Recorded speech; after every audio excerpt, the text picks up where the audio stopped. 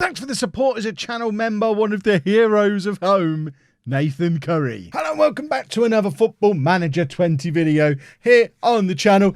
You know what to expect by now with these videos. I'm going to offer you a quick disclaimer, then we're going to get into some footage that I captured down at the Sports Interactive head offices in London last weekend on an early access pre-release version of the game that is subject to change before the full game comes out. Look at that. By explaining what I was going to do, I only went and did it. Disclaimer done. If you're excited for another FM20 video, please make sure you leave a nice big thumbs up on this video for me. It is a massive help and support to the channel, the video and all that stuff. If you are new, make sure you subscribe to the channel, turn your notifications on. There's going to be so much FM20 content coming your way over the next days, weeks, months.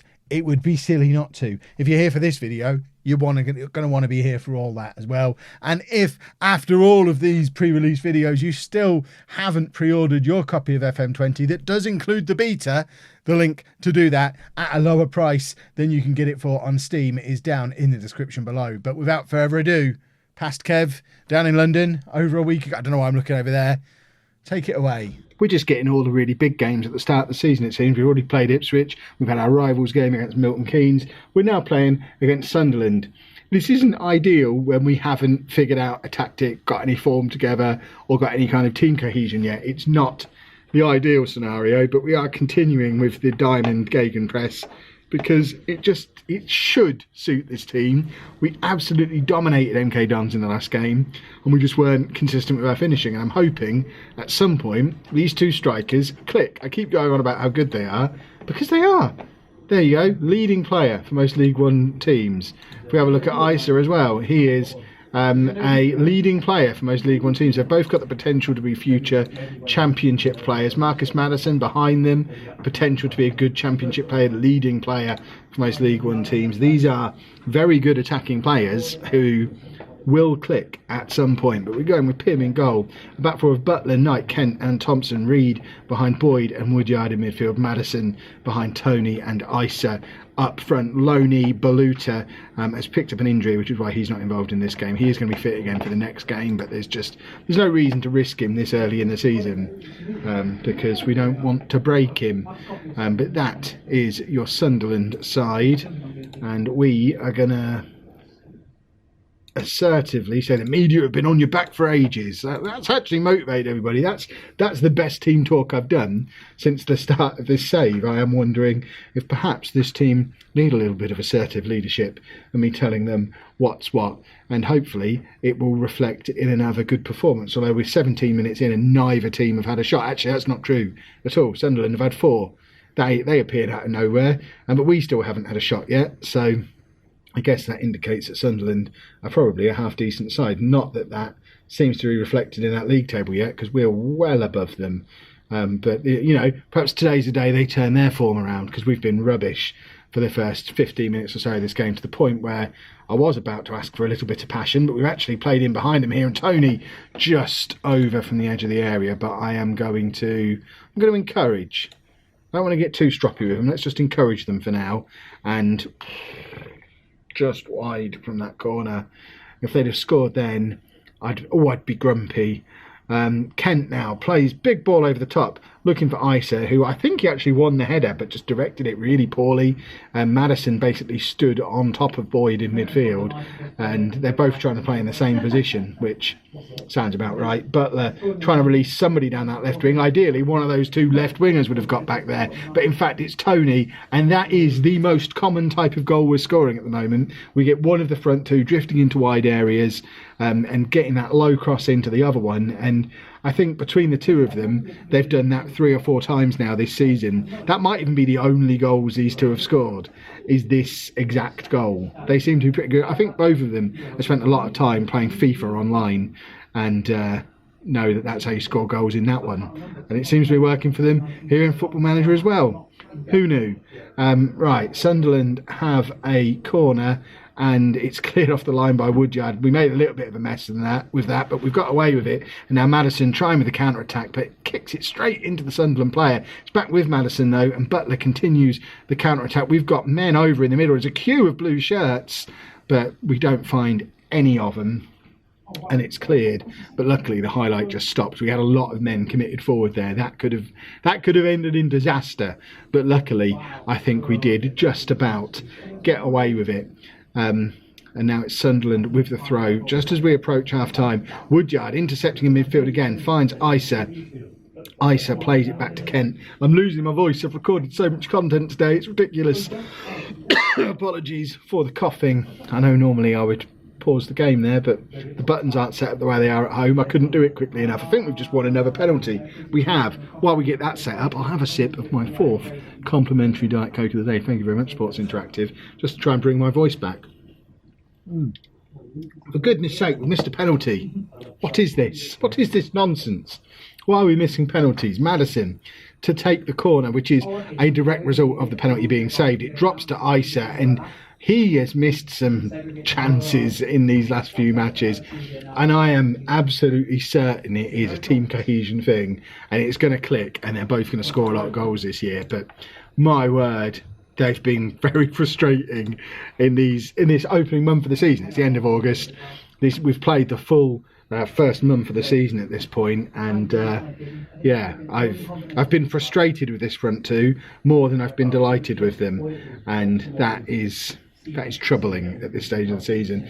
Big chance for Sunderland has just gone wide there, and we need to I think we need to get Ivan Toney off. He's apprehensive, he's struggling, he's obviously missed his penalty, he's playing poorly in general, and we have got Biamo on the bench who, he offers something a little bit different, a different kind of striker, but also he did have that shot in the last game that looked dangerous. It was a different type of shot. It's something that we weren't really getting from anybody else. So I'm not against getting him on, but Maddison is trying to work something through here, playing 1-2s with our centre-backs, but eventually drifts through, and that is a thing of beauty from Marcus Maddison. Goodness me, he tore Sunderland apart in real life a few weeks ago, and that was an example of tearing them apart in game as well.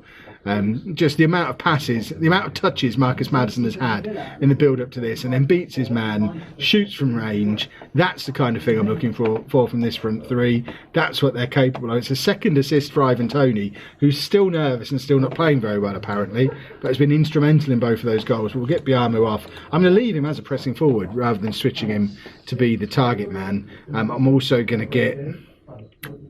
We need a central midfielder. We'll get Mason on in midfield for now, but certainly with Baluta injured, we don't really have much in the way of central midfield options.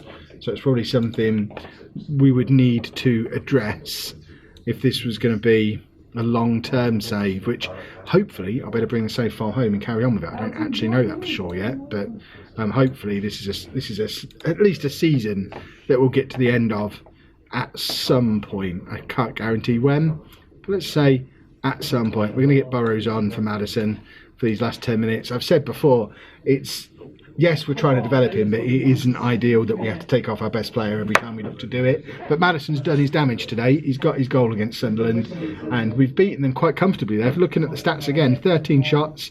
We've edged possession as well. We've played well. We didn't dominate them the way we did Milton Keynes, but it's a good performance, a good result. And as we hit the end of August, we're actually overperforming against our pre-season expectations. 5th in the league, 2 points off the top of the league, and presumably 2 of the highest scoring players in the division as well. Tony and Isa must be around here somewhere, but apparently they're not. I don't know why. Maddison is though. Excellent stuff. This is a new thing that I don't think I've seen before in FM19. It could be that I had it turned off and it's been there all along, but we've got the Peterborough Mentoring Month in review, where, this is basically the has he done a Mick Powell screen that we're getting here, and we can see that Joe Ward has developed a new trait, likes to beat man repeatedly. I'm glad it explains what that means in brackets, because otherwise that isn't necessarily a trait that I want him to develop. It seems a little on the violent side, but it does explain there that it increases the likelihood of him opting to dribble. I'd call it that if I was designing this. And Tom Anderson also has a new trait to mark opponents tightly. Splendid. I'm not going to play either of them because of that, but I thought it was quite interesting that to me is something I've not seen before.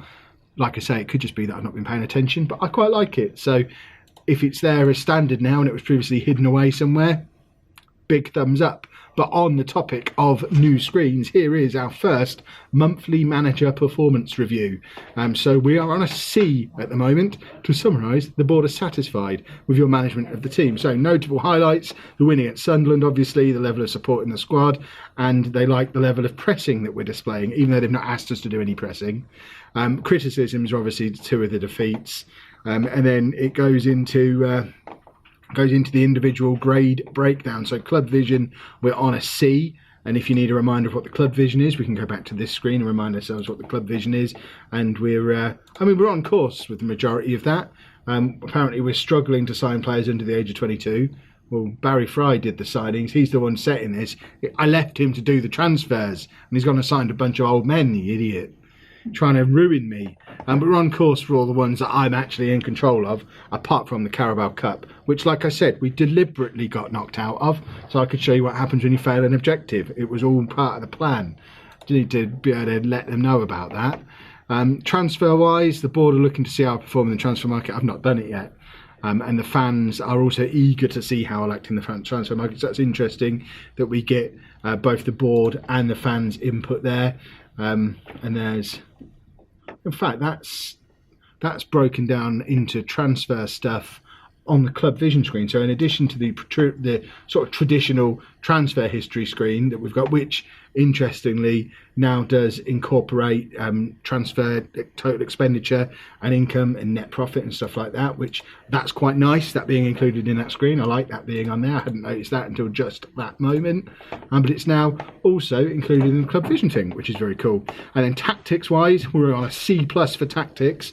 I always knew I was a tactical manager. I'm happy with the impact the team's tactics have had in recent matches, particularly pleased with the quality of pressing on display. However, they're particularly concerned by the lack of entertaining football in recent matches. You and me both, board. You and me both. And then for squad, we get a C-. The board are content that there is an element of control over the players in the dressing room, which will get the best out of them. And that's what I was talking about before about dynamics-wise. Once we can sort that out, I think we'll be looking good. But so this is in the club vision thing as well. Club vision actually goes a lot deeper than I thought it did, because we can see all of these areas that we're judged on tactically. So formation, entertainment, possession, pressing, attacking, defending, and then we've got little marks for positives and negatives at each of them that all go towards that grade, which is awesome. Transfer activity, tactics, squad. So this is where we have the dressing room atmosphere, managerial support stuff.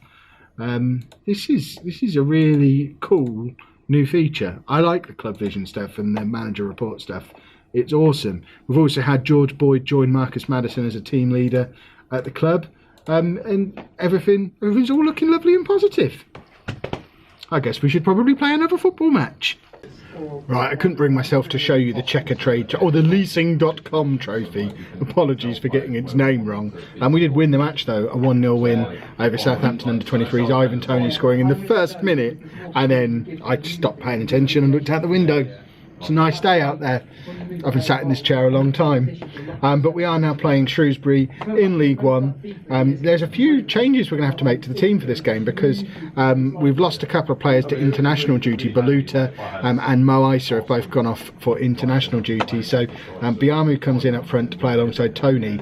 And I've brought Mark Beavers in at the back, moved Knight forward to where, I mean, Knight tends to play in midfield for us in real life. So I'm happy to stick him in that role. Reed would have been the other option to go in there, but he has got a little bit of a knock at the moment, so Knight goes forward and Beavers comes in, and we get into a game against Shrewsbury.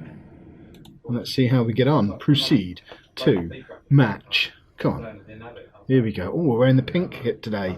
Lovely stuff. And playing against a back three. Ignore the critics. Go there and try and. We're fifth not in the Premier League. We're fifth in the league. What critics?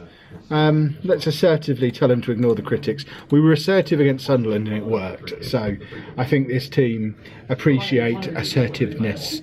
So I will continue to be assertive. But we've got a former posh player in their team. Jason Cummings was on loan with us at the start of last season. He's playing up front for Shrewsbury.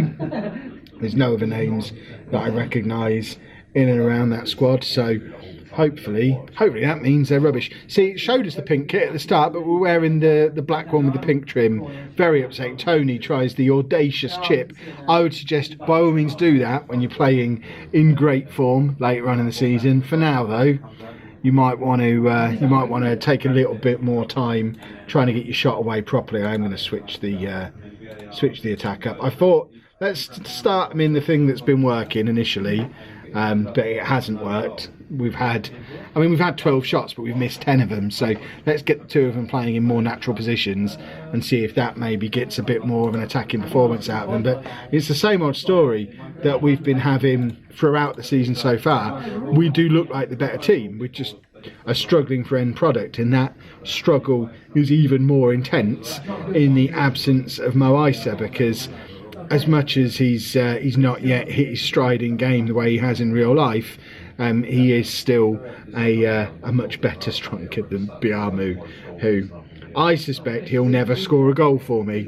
I could play this safe for 100 years and he'll never score a goal for me. Watch him get a hat-trick to win us this game now. I hope that's what he does. I hope he's listening. That would be the ideal scenario for me.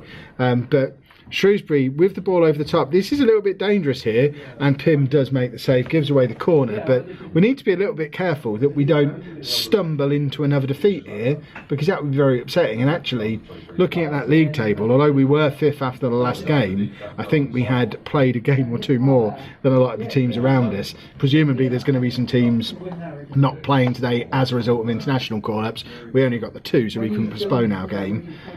But we do need to be pushing back up into that playoff position.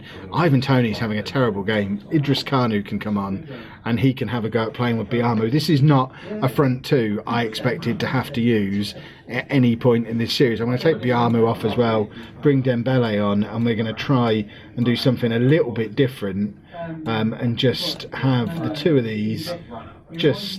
I'm almost tempted to have them swapping over. I assume that's still something that we can do. So if we go into player instructions and we want Dembele and Maddison to just swap back and forth between those 2 wide roles, and Kanu is going to be there in the middle trying to benefit from those 2 being fancy. We just want some fancy football. That's all I ask for. A little bit of fancy. Right, Burrows is the other man who probably should be coming on. He can come on for Maddison. And fingers crossed. We've got 10 minutes to find a breakthrough. And it's not looking that likely. We've got a throw. I think this is going to be the final throw of the dice. Hey, see what I did there? I'm delirious. I've been recording for a long time today. I haven't recorded this many videos back to back since this time last year. Woodyard plays it out wide to Thompson. Thompson has a little bit of space ahead of him, but rather than using that space, he just kind of fell over the football. And now Shrewsbury, with 2 minutes left on the clock, have got the opportunity for attack of their own. But youngster Burrows wins it back in midfield. He charges through from range. Harrison Burrows fires just wide. Wouldn't it be perfect as a posh youngster if his first name was Peter, by the way? That would be much better than calling it. What were his parents thinking? Mr. and Mrs. Burrows, we've got a young lad who might one day play for Peterborough, but no, we're not going to call him Peterborough. That would be wrong. We're going to give him a name Harrison. What were they thinking? They weren't thinking. That's what was happening there. We've got 24 seconds left and the wrong team are currently in possession of the football. And yeah, they're chasing through. Oh, Knight wins it back. We've got maybe 10 seconds, but we've given the ball away again. We've just been a little bit sloppy in this game. Kent, that is the epitome of how our entire game has been. Just a little bit sloppy, trying to do something he probably shouldn't have been involved in, not doing the basics right, and we end up... That's all that was. Believe it or not, Biamu's finding it tough. Beavers had a good game, good for him. Hopefully, Mo Issa's back for the next game, because goodness me, does it look like we need him. And we'll see what contribution a returning Mo Issa can make in tomorrow's video. If you've enjoyed that, please make sure you leave a nice big thumbs up on there for me. Subscribe to the channel for daily Football Manager 20 videos. And thank you very much for watching.